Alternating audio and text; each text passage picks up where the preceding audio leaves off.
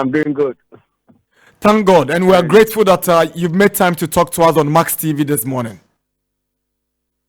we give glory to God, my brother, for So, service to the country. yes, sir. So, you were in Adaklu for the Regional Ministers' Cup. I'm sure you must have enjoyed yourself with the football and the kind of talents you saw there. Yes, of course, I enjoyed myself. You know, that day was a unique day. It was a unique day that we need to come together and share love.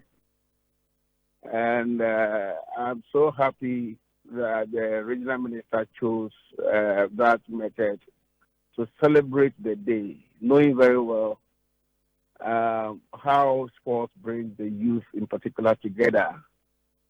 And they then take advantage of that gathering to put across very important points that will inure to the benefit of the country and also the youth development as well.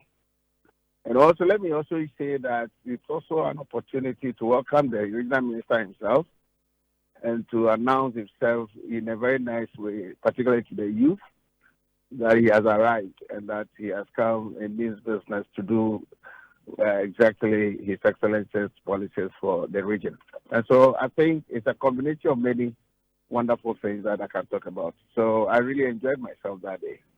Amazing. So, congratulations to yourself and the Honorable James Gunu for at least bringing football to unite the people there. Absolutely. Absolutely. If I should even say something in addition, you note that the day being chocolate day, and chocolate is from cocoa, isn't it? Sure. And we all know the challenges the cocoa industry is facing, particularly when you talk about illegal mining and cutting down these trees and all that. And if you look at the demography, those that are particularly involved in them are the youth. And so if you chosen a day to use sports to bring all these youth together, you then let them know that, look, the chocolate day, of course, I think I would advise that next time we should have a lot of chocolates on the food. So that chocolate and chocolate products, so that as the youth enjoy it, then we can be reminding everybody that, hey, so it then becomes a responsibility to protect the trees and then protect the industry and then not involve ourselves in illegal mining and all that. So it'll be like a particular day, even though it's a day to share love, which we are doing, we'll be doing on that day. We'll also be educating ourselves on how to maintain the industry, which is a chocolate day. So I'll say that it should be escalated further for a wonderful one annually. Absolutely. So now let's move on to Ghana football and hooliganism. It's been 2 weeks or about 3 weeks. A football fan lost his life in Nswatre, the constituency of your former colleague, the Honorable Ignatius Bafuiwa. In the aftermath of that incident, a lot of things have happened. The minister have met the GFA to talk about reforms. The GFA themselves have spoken to the clubs, particularly Kotoko and Hearts, about new reforms. And yesterday, your colleagues in Parliament, the Honorable Adongo, new ones like Dixon Chedua, Millicent Amankwa, Sami Uku were on the floor to also talk about hooliganism and crowd violence. I want to first of all pick your thoughts on these developments that has occurred in the last 2 weeks in Ghana football. Yes, thank you. I think I forgot to greet your viewers and listeners to this great show that you are having, and also yourselves. Yes, it's a sad one.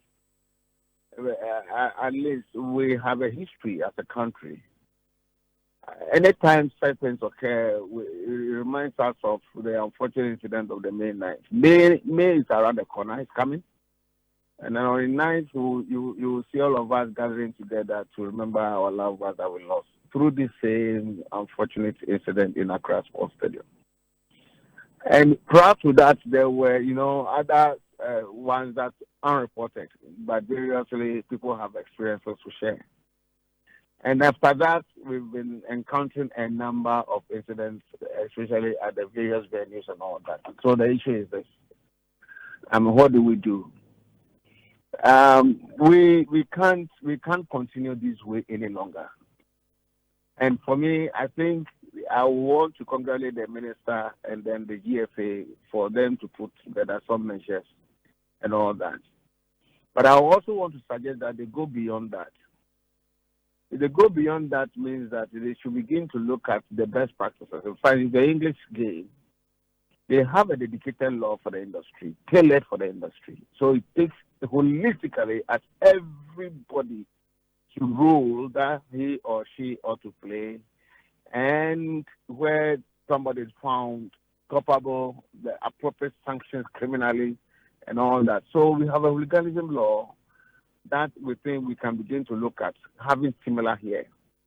And then we can use such shows as what we are doing today to educate every Ghanaian, everybody. I think to understand that this will go as a comforting measure to bring back the spectators to the various venues. It will be one that will look at even the approval of venues.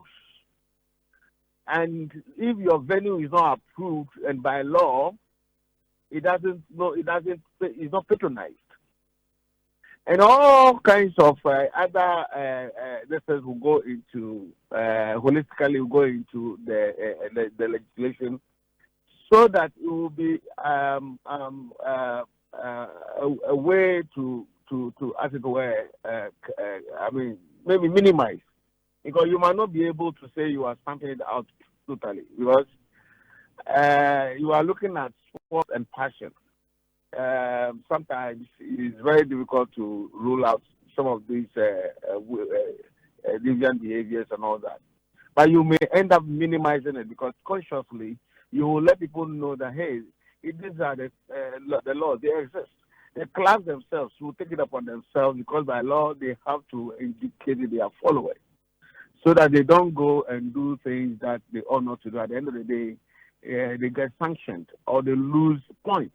And so on, which will go a long way to harm they themselves. And so I think those measures being put together should go into a legislation, and let's look at a holistic, so that I can have a tailored law that governs, so far as criminal activities are concerned, the industry. And if you ask me, this is the way I think I want to suggest we do. And because if you go to the other big leagues, they have similar situation, and it was by enacting such a law that to an extent brought it down drastically. One would say this is purely a football matter, and so it should be in the domain of the sports minister and then the GFA, who are managers of football in Ghana. But I want to find out from you, as a former lawmaker, what role has Parliament got to play if we would have to get these laws enforced to ensure that they are adhered to? Yeah, currently we have laws bordering on criminalities and all that, but they are so general. They are not like tailored to look at the industry in particular, because there are a lot of areas of the industry that probably our current jurisprudence or their current provisions may not maybe envisage and have appropriate sanctions and all that. That is why it will be good for us to look at that. And then if you ask me, the role of Parliament is there. In fact, I actually started something with the drafters in Parliament a year ago. Sure. A year ago. I started something. I was looking at how to have a private members bill through for to curb hooliganism. I even had opportunity to, I think, hint the president, the FA president, and a few others today, that this is my intention to really. And what happened? You couldn't push it through? No. The point is this: you have to gather a lot of materials and I think I was in the process of doing all of that. And then, of course, the other activities of campaigning and all that. But it is something that we should continue. So we will urge. Another way to go about it is that the state can take it up, and I will discuss it with my brother, the minister, so that when that is taken up, I'm sure the state itself can come and look at how to put those laws in place, so that at least we know that when you pick up the hooliganism law, if it is so enacted, we then know that all the penalty sanctions for any wrongdoings will be in there. So that at least we will all be careful, even how to manage our the area of play, who comes in, how, in what state do you admit people in, and all that. So I heard somebody saying that you can't blame it on alcohol to say that. Okay, Honorable, so let me just be specific on that. It was your younger brother, Samia Uku, Ekwapim North MP, who said that he thinks a lot of drinking spots have sprung up at our various stadia, and it could be reason why people misbehave and cause trouble at the stadia. And my panelists, some of them, disagree with the notion from the Member of Parliament. I think so myself. Because I mean, when you are drinking, you must also know that you have a responsibility. Because when you drink and you go and misbehave, the law catches up on you. I mean, you can't drink and hide in that state and be misbehaved and think that the law will not take care of you. So that one, I don't think it's tenable. Otherwise, look, I mean, we have Guinness, Budweiser, and all that sponsoring the English League and all that. And they will not do that for nothing. Definitely, they may give them some room to have some pubs and things around where, I mean, carefully, there will be measures put together to ensure that maybe you don't go in, intoxicated to go and misbehave and so on and so forth. I think we need to. That's why I was saying that when it comes to legislation, all of these will be taken into consideration, and then how it is managed will also be considered, and then to what extent and at what parameter in terms of radius do we have to maybe allow some alcohol sale, and within, and of course, if it's one spectator per one, you go in, if you want to buy a bottle, you just go and buy a bottle with your ticket, and that don't go beyond one. I mean, all these are measures you can put in place, because the industry needs money, and you cannot also say that, okay, without it, look at what is happening currently to our game. I mean, they are suffering of cash. Guinness is there, ready to come and support, but because of the way our legislations are, which I am one person who has been calling for the removal of all impediments to bring back all these sponsors, so that at least the love then can come back. But then also with the necessary legislations to make sure that, as it is in other jurisdictions, best practices, we adopt some of them and then get going and have the industry booming. Wow. Fantastic submission. And I hope your colleagues in Parliament will take this matter at heart, and they will ensure that the right laws are put in place. But just before you go, you've seen a lot of your colleagues being appointed as sports ministers.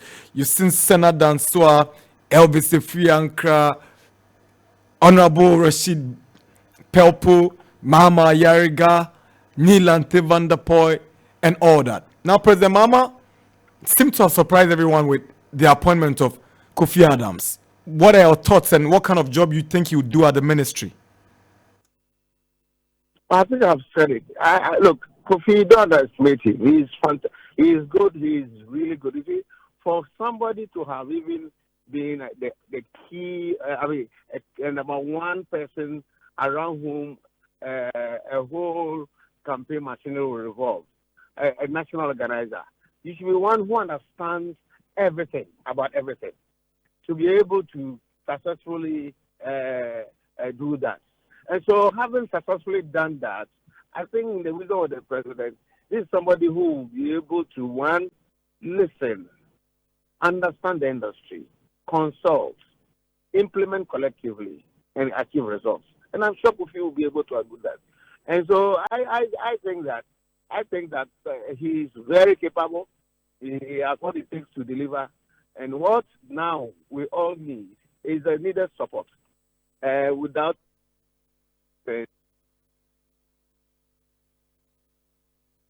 about sometimes there shouldn't be agenda setters and all that. Let us all come together and then help him, support him to achieve his excellency's vision for the industry. And I think he will deliver.